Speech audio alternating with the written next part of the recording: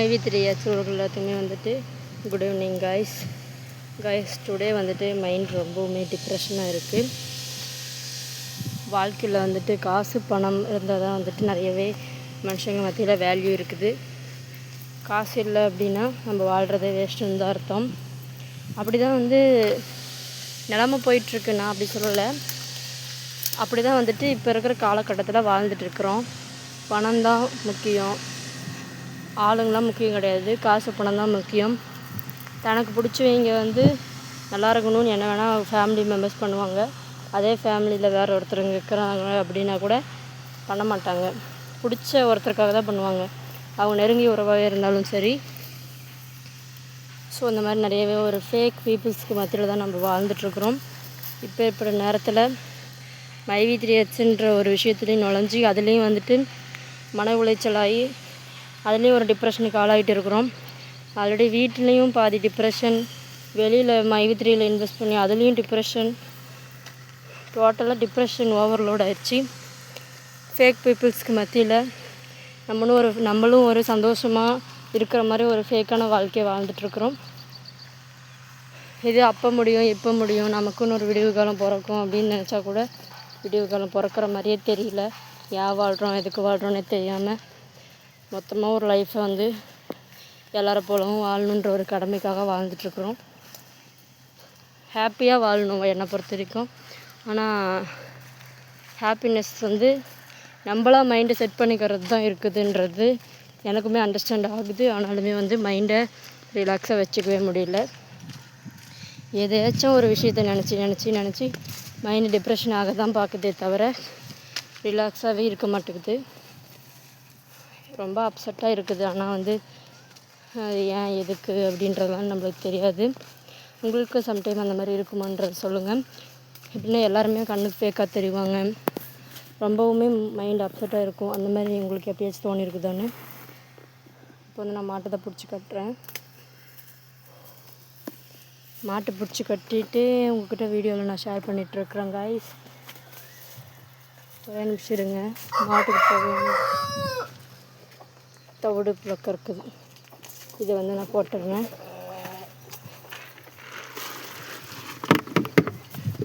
இந்த மாடு வந்துருச்சு. இன்னும் வந்துட்டு ஒரு மாட்டை தான் காணும், அதை தேடணும்.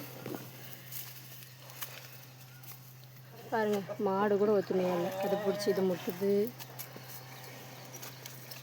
பிடிச்சி கட்டிடுறேன், இருங்க ஒரு நிமிஷம் கைஸ். ஏய் வா.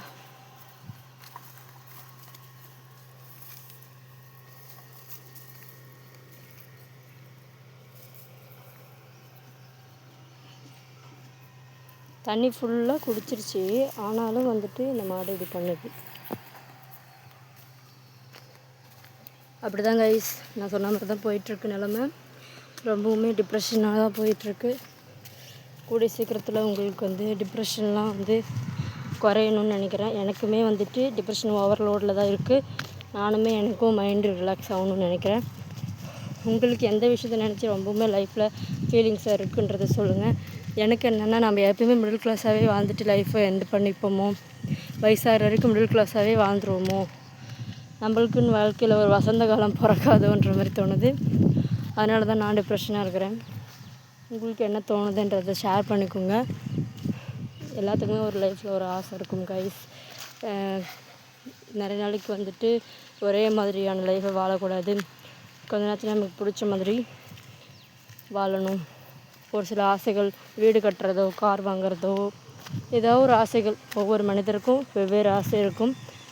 அது மாதிரியான வாழ்க்கையை வாழணும்.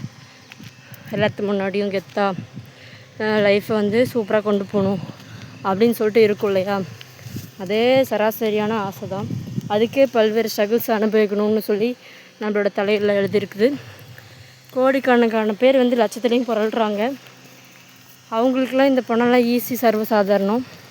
நம்மள மாதிரி மிடில் கிளாஸான ஆளுங்களுக்கு இதுவே பெரிய பணம் தான். அதை நம்ம கஷ்டப்பட்டு செய்கிறதுக்கு, கஷ்டப்பட்டு சேர்த்து வைக்க எவ்வளோ ஸ்ட்ரகிள்ஸ் அனுபவிச்சிருப்போம் நமக்கு தான் தெரியும். அதுக்கு எத்தனை வட்டி கட்டிக்கிட்டு எத்தனை ஓரியாட்டம் அப்படின்றது நமக்கு தான் தெரியும். அடுத்தடுத்து வந்து நன்மையே நடக்கும்னு சொல்லி தான் நம்ம பண்ணது. ஆனால் வந்து இப்படி சிரமத்துக்கு ஆளாகும் அப்படின்றது யாருக்குமே தெரியாது. அடுத்தடுத்து மைவி3 ஆட்ஸ்லேயும் சரி, லைஃப்லேயும் சரி நல்ல விஷயம் நடக்குதா அப்படின்றத நம்ம வெயிட் பண்ணி பார்க்கலாம். கைஸ், இந்த முள்ளுங்க பாருங்களேன் எவ்வளோ ஷார்ப்பாக காஞ்சி போச்சுன்னு. மரத்தை பார்க்கவே ஒரு மோசமாக இருக்குல்ல, எப்படி முள் காஞ்சி போய் இருக்கு பாருங்க. முள் மாதிரி தான் கைஸ் காஞ்சி போய் ரொம்ப நம்ம யோசிச்சுட்டே இருந்தால் அந்த முள் மாதிரி தான் கடைசியாக காஞ்சி போயிடுவோம். காஞ்சி போய் கடைசியாக இறந்துட வேண்டியது தான்.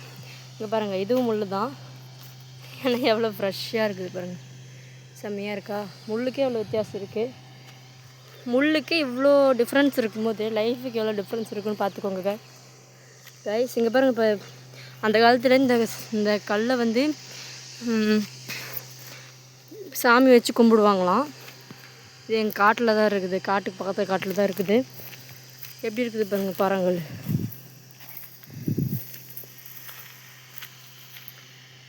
எவ்வளோ பெரிய பாறாங்கல் கைஸ். இந்த கல் மேலே ஒரு நாளைக்கு நான் ஏறி இருக்கிறேன். பட் ஜாஸ்தி இப்போலாம் ஏறுறதில்ல. சின்ன வயசுலேயே ஏறி இருக்கிறேன், விளையாண்டுருக்குறேன் கைஸ். ஒரு மாடை மட்டும் காணும், 2 மாடை பிடிச்சிட்டு போய் தண்ணி காமிச்சோம் இல்லையா, அது கூட ஜோடியாக இருக்கிற ஒரு மாட்டை மட்டும் காணும். அதை தான் நான் இப்போ தேடிட்டுருக்குறேன். பார்க்கலாம் கைஸ் எங்கேயாச்சும் இருக்குதான்னு. தேடுறேன். அந்த ஒரு பிளாக் மாடை மட்டும் காணும். இந்த கல் தான் கைஸ் இந்த காட்டிலே பார்க்கறதுக்கு மிகவும் பெரிய கல். அடா, பிளாக்கி போயிட்டா கைஸ் வீட்டுக்கே. நான் தான் வந்து இங்கே தேடிட்டுருக்கிறேன். பிளாக்கி வீட்டுக்கு போய்விட்டால்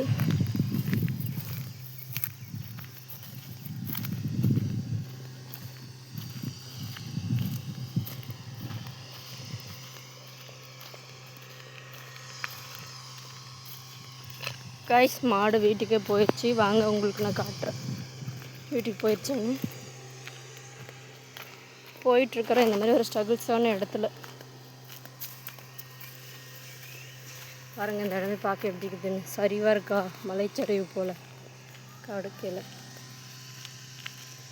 இப்படிலாம் கஷ்டப்பட்டு நான் அதில் பால் கறந்து ஊற்றி கொஞ்சமாக காசு சம்பாரிச்சாலும் அது என் கையிலே நிற்க போகுது கைஸ். உடனே செலவாயிடுது.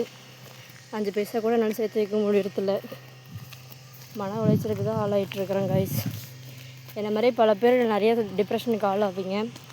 எல்லாருமே வந்துட்டு விருப்பம் இருந்த வீடியோக்குள்ளே கமெண்ட்ஸில் ஷேர் பண்ணிக்கோங்க. ஜஸ்ட்டு உங்களோட மனசில் இருக்கிற பாரனாச்சும் கொஞ்சம் குறையும். எல்லோரும் நல்லா இருக்கலாம். முடிஞ்ச வரைக்கும் எல்லாருமே வந்துட்டு யாரையும் ஹேட் பண்ணாமல் வாழ பார்க்கலாம். இந்த வீடியோ இதோட முடிச்சுக்கலாம்னு நினைக்கிறேன். மறக்காமல் நம்மளோட வீடியோவை லைக் பண்ணுங்கள், ஷேர் பண்ணுங்கள், கமெண்ட்ஸ் பண்ணுங்கள், சப்ஸ்கிரைப் பண்ணிக்கோங்க. நெக்ஸ்ட்டு ஒரு வீடியோவில் பார்க்கலாம். Bye guys.